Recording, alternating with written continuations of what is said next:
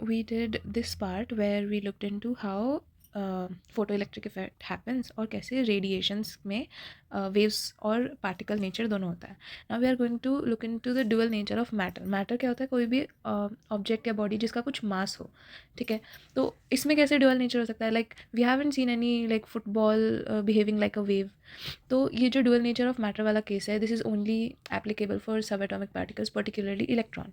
अगर बहुत छोटा पार्टिकल होगा तभी उसमें वेव नेचर दिखेगी, otherwise you can not see wave nature in macroscopic objects, या फिर जो हम अपनी डेली लाइफ में ऑब्जेक्ट्स देखते हैं वो वेव नेचर नहीं शो करते हैं, ठीक है. So firstly this was the equation given by Einstein and he stated that, ये हमने बचपन से देखा हुआ है कि is equals to MC square. अब इसका मतलब क्या है? So the E here denotes energy, M is for mass and C is the speed of light. Okay, तो ये कह रहा है like from this equation we can infer that अगर कोई m मास का ऑब्जेक्ट लाइट की स्पीड से ट्रैवल करे, एंड नॉट इवन लाइट की speed, the square of light की स्पीड से ट्रैवल करे, तो वो एक एनर्जी फॉर्म में कन्वर्ट हो जाता है. मतलब जैसे कि एक बहुत ही ऐसे, आई डोंट इवन नो कि ये रिलेटेबल है या नहीं, but just to explain, imagine कर लो कि लाइक हम कोई ऑब्जेक्ट, कोई बॉल है वो बस रखी हुई है, ठीक है. तो उसमें उतनी कोई एनर्जी नहीं होती, लेकिन उसके साथ अगर काइनेटिक एनर्जी ऐड हो जाती है, जब हम कोई बॉल उठा के फेंकते हैं और वो किसी इंसान को जाके लग जाए तो इट हर्ट्स, राइट, चोट लगती है, and that is because there is energy, and मतलब काइनेटिक एनर्जी है जिसमें मास और वेलोसिटी इन्वॉल्व है. अब वी ऑल नो कि लाइट की स्पीड कितनी ज़्यादा होती है, and imagine the square of it. इतनी स्पीड पे कोई ऑब्जेक्ट ट्रैवल करेगा तो सोचो उससे कितनी ज़्यादा चोट लगेगी, ठीक है. बहुत बेसिक एक्सप्लेन करने के लिए मैंने ऐसे बताया, it's not really like that. It's just कि अगर कोई ऑब्जेक्ट ट्रैवल कर रहा हो बहुत ज़्यादा हाई स्पीड से, तो वो ऑब्जेक्ट एनर्जी की फॉर्म में कन्वर्ट हो जाता है, and that energy is wave. Okay, अब we also know that energy is equals to h nu, where h is Planck's constant and nu is the frequency. It can also be written as, मतलब ये equations वाला situation है, इससे we can solve all the questions जो NEET में आते हैं, ठीक है. तो we also know that energy is equals to h nu, and we can write it as hc by lambda. I'm sorry, hc by lambda. So if we equate these, we get this equation, which gives us the energy of a wavelength of a very fast traveling object in vacuum. इससे अगर vacuum है तो speed को c लेंगे. If it is in some medium, then we consider the velocity v, and it can also be written as h by p, where p is momentum, and we know कि momentum mv के equal होता है, इसलिए हम यहाँ पे p रख सकते हैं. तो मोमेंटम का क्वेश्चन आ सकता है, ठीक है. Right now for like de Broglie gave this wavelength of electron derived from this equation. हमें इसका डेरिवेशन मैंने यहाँ पे लिखा हुआ है, it's not really relevant for the exam, but here it is. हमने इतना तो देखा हुआ था कि work done is equals to QV. We have studied this in second chapter, which is electric potential difference, ऐसा कुछ था.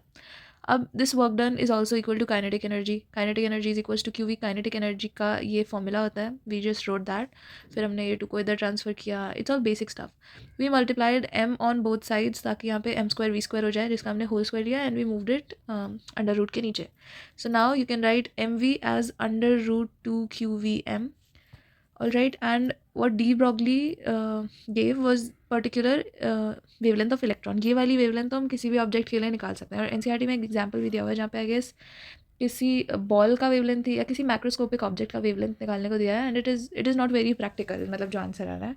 And that example is just to prove that कि मैक्रोस्कोपिक ऑब्जेक्ट्स की वेवलेंथ होना इज़ नॉट प्रैक्टिकल, ठीक है. Anyways, तो इसके इलेक्ट्रॉन की वेवलेंथ निकालने के लिए हमने यहाँ पे चार्ज को E रख दिया, which we know is 1.6 into 10⁻⁻19 coulomb, और यहाँ पे mass of electron which is 9.11 into 10⁻31 kgs, if I am not wrong. If I am wrong, sorry about that, please correct मी.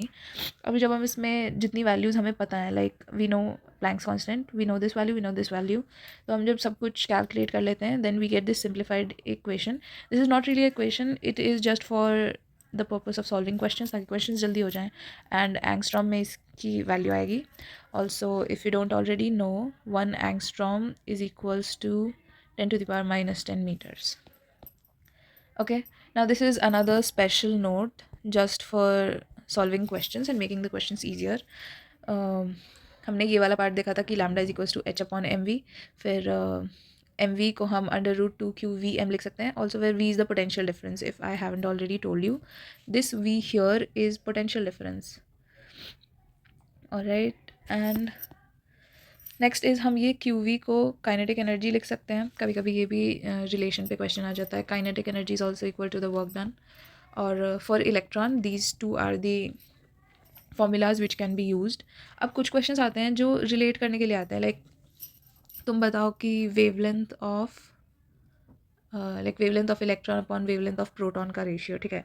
तो we must know कि proton का mass और electron का मास कैसे different है. ऑल्सो अदर देन, ये तो बहुत सिंपल चीज़ है कि इलेक्ट्रॉन प्रोटॉन का आता है. इसके अलावा ड्यूटीरियम और अल्फा पार्टिकल्स का भी आता है.